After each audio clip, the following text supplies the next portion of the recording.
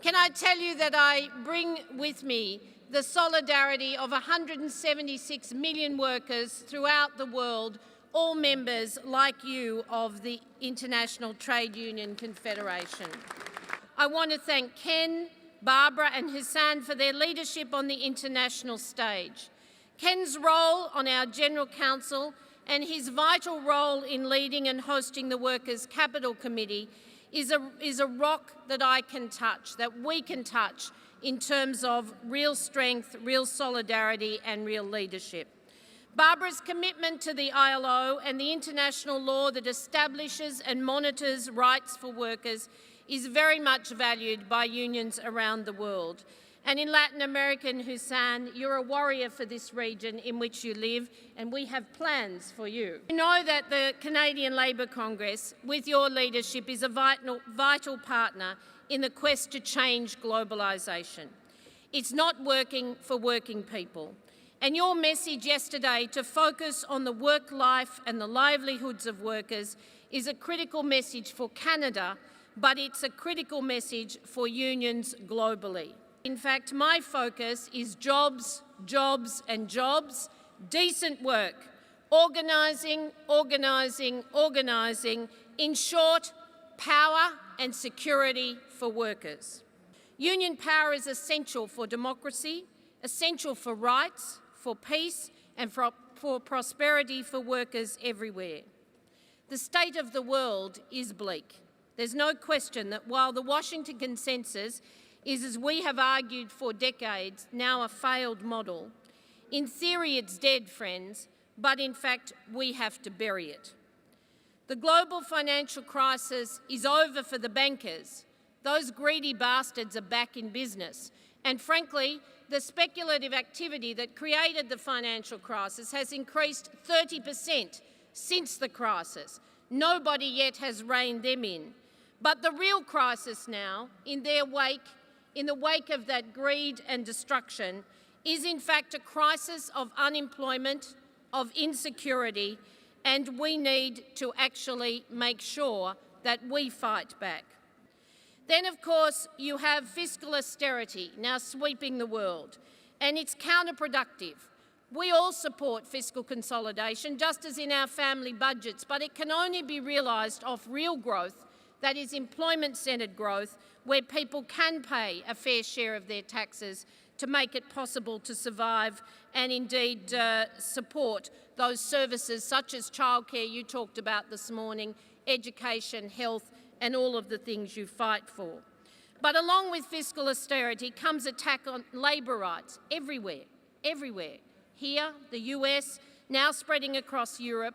We say that the Washington Consensus has moved from Washington to Brussels, and it's shocking to see the European Commission driving the attacks on workers' rights, once the proud home of social dialogue. Then we know, of course, that migrant workers are now becoming again the scapegoats of our economies, and they deserve better. We must again stand and defend the rights of all workers, particularly the newest workers seeking security in our workplaces, those of our migrant workers. And then I would say to you that climate change is our business. There are no jobs on a dead planet, but climate change is also an opportunity. If the world would act, we could see vital investment in new green jobs that increase employment or could increase employment between 5 and 15% in every country within 15 years. We're doing those studies and we'll make this a feature of our October General Council. I'll come back to green jobs, but let's first of all reflect on some real union courage. We've all been astonished, I think, to watch revolutions live on our television screens. And in Tunisia and Egypt, we've been so proud of union movements that have stood up against incredible forces. In Tunisia, the UGTT, absolutely born out of a commitment to democracy. Many of their leaders went to jail decades ago, suddenly found with that spark of desperation from the young man who felt the only way out was to kill himself, swelled the ranks of protesters, used the traditional strength of unions to strike, to join the protest. And I know personally from our daily contact They were in the dead of night telling Ben Ali he had to go, and then standing against the first transition government, which wasn't good enough, still had the old guard, now supporting a transition government with actual dialogue directly with the transition Prime Minister. I've seen it myself. They are shaping their future, and we have every right to be so proud of the UGTT. Then, of course, in Egypt, what a story. In November, we picked a fight with the Labor Minister. She thought she could come to my office and play on old sisterhood and say that she wanted us to support the union that she herself controlled from the government. We said, not until you support freedom of association and genuine collective bargaining. For there were young independent trade unions there, the tax collectors, the teachers. Now their ranks swelling with the new Independent Union Confederation throughout all of the sectors. But they were standing up and we had to stand with them. Little did I know that within weeks, within just a couple of months, we would see a revolution that gave those independent unions now a real chance to be the union movement in Egypt. We've opened an office there. We're determined to support them. The odds are huge. It's a giant country with a lot of chance yet to fall back to the oppressions of the past, but they are courageous and they will fight. And then, of course, let me tell you about the courage in some of the other areas. We are watching the direct attacks. It's bleak and terrible, but the courage is extraordinary. We're watching those attacks on our union activists standing up in Bahrain, in Yemen, in Jordan, in Algeria, in Syria, Iran, Morocco, and now in other areas of Africa, Ivory Coast, Zimbabwe, Kenya, Swaziland, and indeed Mauritania. What an opportunity to see a whole new dawn as those workers say we are fighting for dignity, for democracy, for rights, for our future, but the future of our children and our grandchildren. And at the centre of that is jobs, jobs and jobs.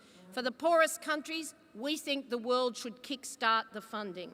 If they can find the money for the bankers, they can find the money for the poorest of workers, for unemployment insurance, education for all, health and indeed pensions. If we can't see that happen, then this is not a world that's about people. The second theme, of course, is a financial transactions tax. None of you want to see the bankers get off scot-free. The wealthiest sector of our economy, with absolutely divorced by some 40% from the real economy where your jobs are, they have to pay just a tiny, tiny part of a financial transactions tax, and it would help secure climate financing and indeed financing for social protection and jobs for the poorest countries. So you have to tell Stephen Harper that his opposition to social protection and to the financial transactions tax is not on, and I know you will. And of course we have to also drive green jobs. Again, I say to you, there is no threat to traditional industries. You have to actually provide something like 130 odd tonnes of steel to build a windmill. In my lifetime, we'll not see a lessening of dependence on coal. So our coal miners' jobs, while we might want to clean them up, aren't in danger. But we can grow with the demand for energy between 5 and 15% employment in every country in green jobs, through green energy, green services, and we can look to mitigation so that the poorest people don't lose amongst our own their agricultural seasons on which they depend.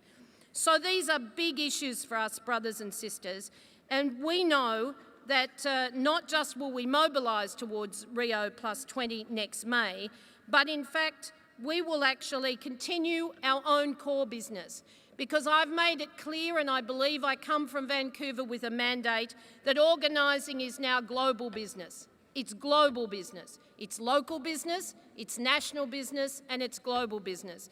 And again, with the support of the CLC, when we held an organising forum in Washington with Richard Trumka's support in January, we decided to take on our first company, Deutsche Telekom. A German company behaves decently in Germany and denies workers in the US their fundamental rights to union organisation. They deny them collective bargaining. Make sure that any politician who gets elected off the values that we share, of the campaigns we run, actually sustains their commitment to the legislation and the governance that works for working people, or they shouldn't keep their seats.